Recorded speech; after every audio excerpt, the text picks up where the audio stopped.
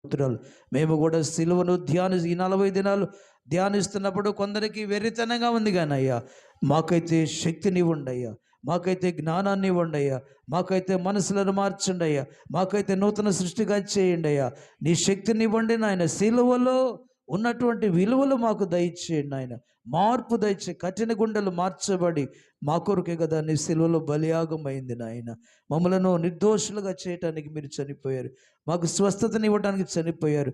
నరకమును తప్పించడానికి సిలువలో మీరు బలియాగమయ్యారు. నరకమును తప్పించారు నాయన. నిత్య జీవం ఇచ్చారయ్యా. అశాశ్వతమైన జీవితం నుండి శాశ్వత జీవాన్ని మాకు ఇచ్చారు ప్రభువా.